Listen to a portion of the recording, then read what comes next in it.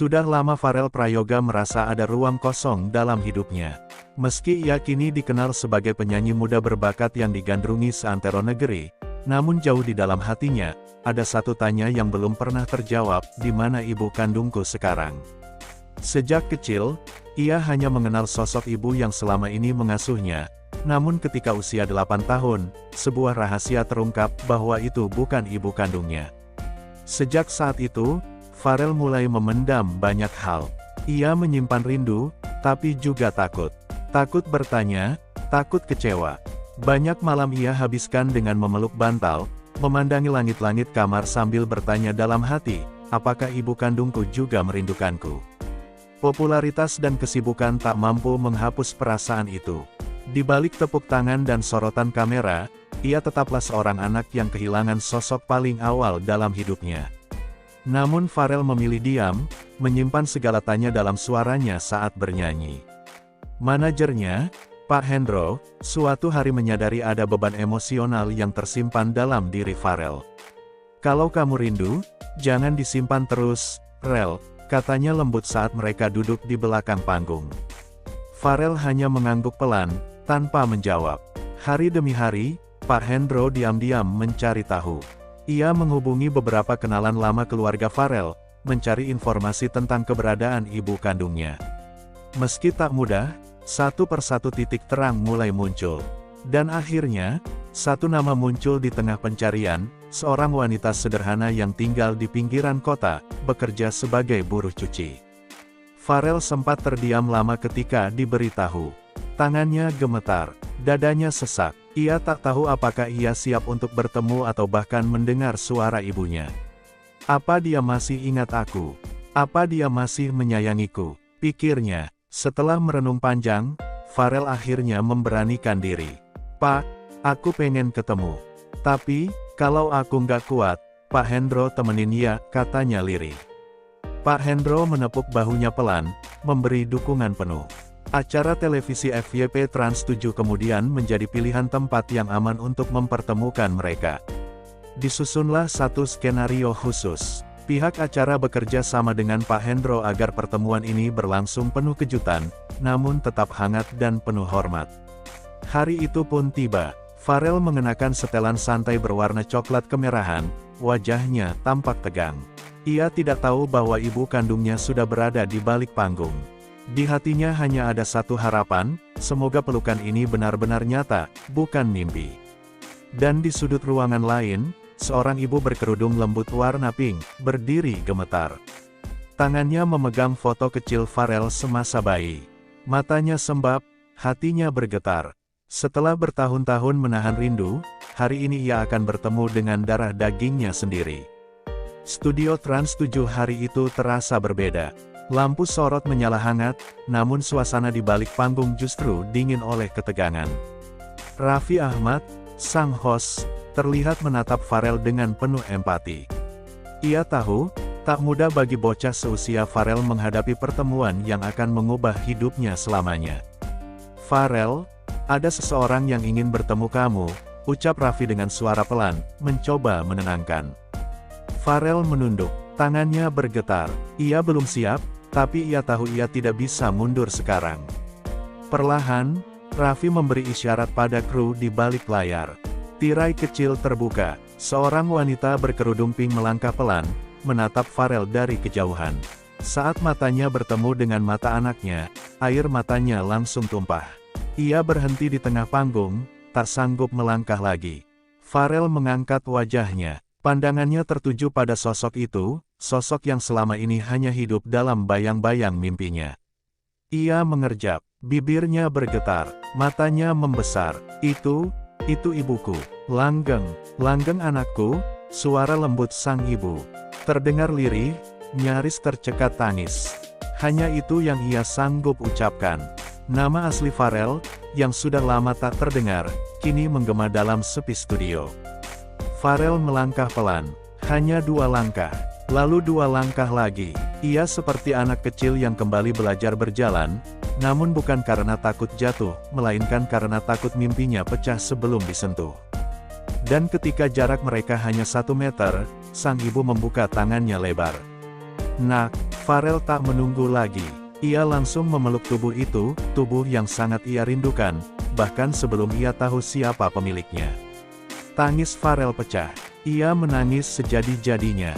Bahunya berguncang hebat. Pelukannya erat. Ia seperti menyalurkan semua luka, rindu, tanya, dan cinta dalam satu pelukan yang telah tertunda selama lebih dari 10 tahun. Di studio, semua hening.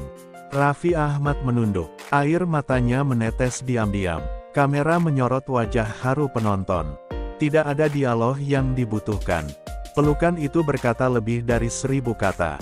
Setelah beberapa menit pelukan itu berlangsung, sang ibu mengusap rambut Farel perlahan. Ia mencium kening anaknya sambil terus menangis. "Maafin ibu, nak, maafin ibu," ucapnya berulang-ulang seperti doa yang tak putus. Farel masih belum bisa berkata-kata. Ia hanya mengangguk di pelukan ibunya.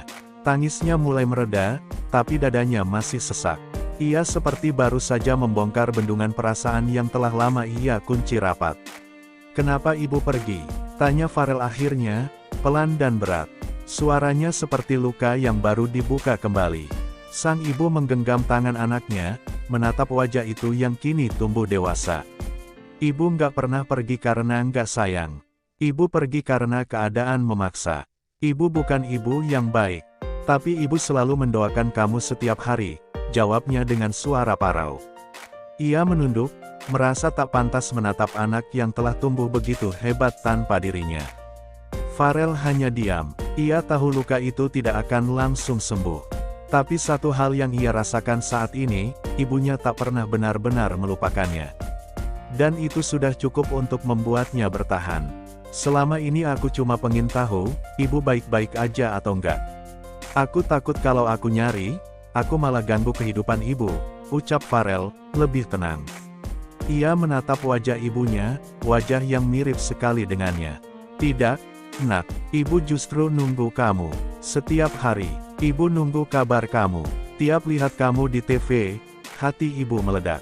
Tapi ibu nggak punya hak buat datang ke kamu. Ibu takut kamu marah." Studio kembali hening. Penonton terisak. Bahkan beberapa kru TV pun terlihat mengusap mata. Semua larut dalam perasaan yang sama, haru, sedih, sekaligus lega. Sebab hari itu, luka lama mulai sembuh perlahan. "Langgeng, kenapa kamu ganti nama jadi Farel?" tanya sang ibu, tersenyum kecil di sela tangis. Farel menghela napas pelan, lalu tersenyum simpul. "Itu nama panggung, Bu. Manajerku yang kasih. Katanya lebih keren." Sang ibu tertawa pelan. "Buat ibu, Langgeng tetap nama paling indah. Karena dulu waktu ngasih nama itu, ibu minta ke Allah, semoga hubungan kita selalu langgeng. Nggak tahu takdir justru memisahkan kita." Farel menunduk. Hatinya seperti ditusuk halus. Nama yang selama ini ia anggap biasa ternyata punya doa dalam-dalamnya. Doa yang disampaikan oleh seorang ibu yang rela berpisah demi kehidupan yang lebih baik untuk anaknya. "Aku janji, mulai hari ini, aku nggak akan lupakan nama itu, Bu," ucap Farel. Ia mencium tangan sang ibu penuh hormat, lalu memeluk lagi tubuh yang telah lama menjadi bayang-bayang doanya setiap malam. Raffi Ahmad yang sejak tadi memantau dari samping, maju perlahan. Ia menepuk pundak Farel dan ibunya. "Kalian hebat. Hari ini bukan cuma pertemuan biasa. Ini adalah pelajaran buat kita semua tentang arti cinta sejati." Farel tersenyum, meski matanya masih sembab. Ia memandang ibunya penuh cinta. "Terima kasih sudah nggak pernah berhenti doain aku, Bu. Dan kamu, terima kasih udah tetap jadi anak yang baik, meski tanpa ibu di sampingmu," balas sang ibu sambil memegang pipi Farel.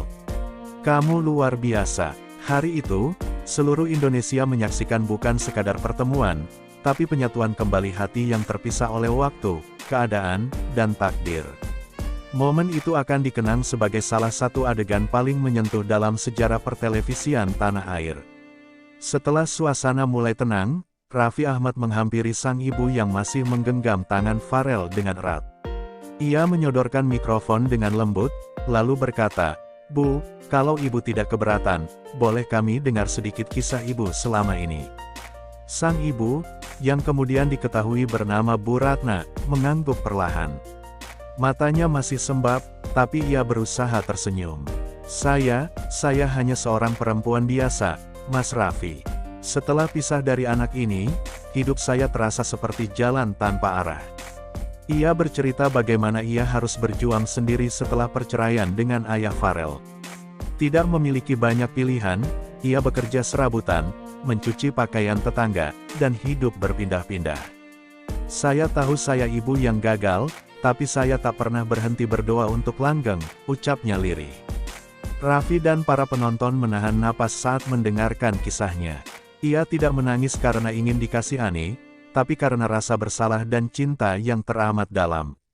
Setiap malam, saya tulis nama anak saya di selembar kertas, biar nggak hilang dari doa.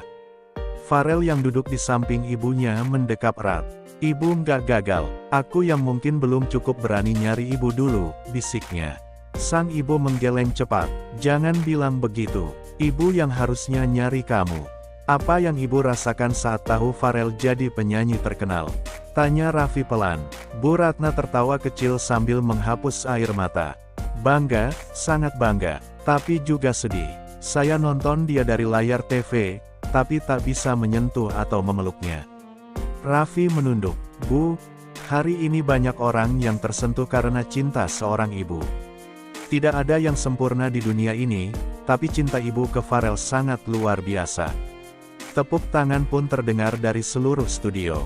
Tak sedikit yang berdiri, memberi penghormatan pada keberanian seorang ibu yang selama ini menyimpan luka, rindu, dan harapan dalam diam. Usai wawancara singkat itu, sang ibu membuka tas kecil yang sejak tadi ia bawa. Ia mengeluarkan sebuah amplop usang, dan menyerahkannya pada Farel. Ini, surat yang ibu tulis buat kamu. Tapi nggak pernah berani ibu kirim.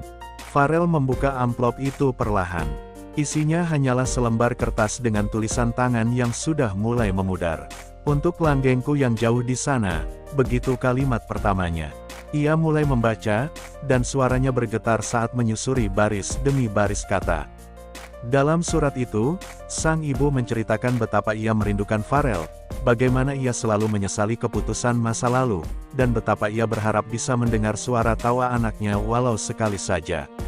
Maafkan ibu karena harus pergi, tapi percayalah, langgeng, kamu selalu hidup di dada ibu. Tetesan air mata jatuh dari pipi Farel, membasahi kertas yang ia genggam.